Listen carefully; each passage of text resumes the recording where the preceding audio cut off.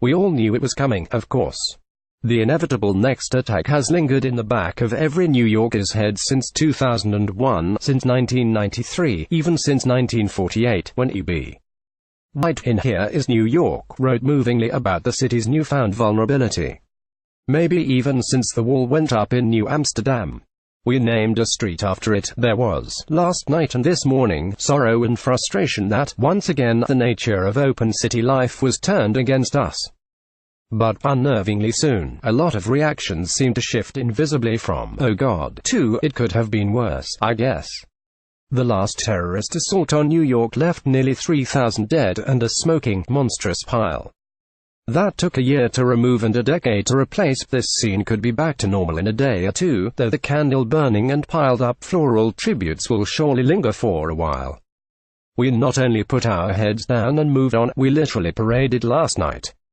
It speaks well of New Yorkers that we did not cancel the Village Halloween Parade, an event that, in the past, anyway, when it was more outre and less domesticated, constituted a thumb in the eye of the fundamentalism and fear that inspire attacks like yesterday's.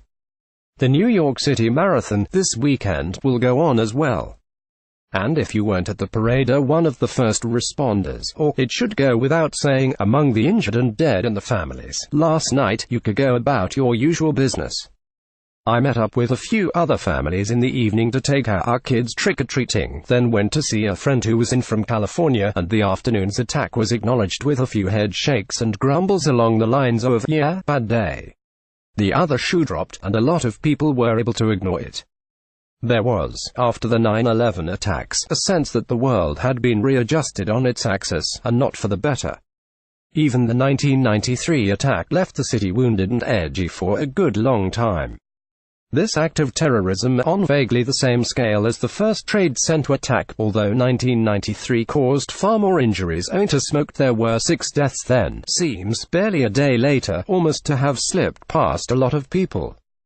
The more accurate comparison may be not so much to those previous attacks on New York, but to those in other cities, London in the 1970s and 1980s, when IRA bombings were part of daily life, or Jerusalem at various times in the past few decades, as citizens grew fatalistically accustomed to the occasional attack on a bus or restaurant. We have at once reacted crazily, the city was just attacked by a terrorist, and you're going to D'Agostino, and sanely, the hell with those bastards, I'm going down to the D'Agostino. Given that it takes a certain suspension of discomfort to live here anyway, that is not surprising. It also, less charmingly, means we have all decided to live with, and willfully push out of our minds, the cold fact that this isn't the last one. As long as we have leaders who will continue to keep making terrible choices on our behalf, this is how we power through. The subtlest change in New York is something people don't speak much about but that is in everyone's mind. The city, for the first time in its long history, is destructible. A single flight of planes no bigger than a wedge of geese can quickly end this island fantasy, burn the towers, crumble the bridges, turn the underground passages into lethal chambers, cremate the millions. The intimation of mortality is part of New York now, in the sound of jets overhead, in the black headlines of the latest edition. All dwellers in cities must live with the stubborn fact of annihilation. In New York the fact is somewhat more concentrated because of the concentration of the city itself, and because, of all targets, New York has a certain clear priority. In the mind of whatever perverted dreamer might loose the lightning, New York must hold a steady, irresistible charm. E.B. White, 1948.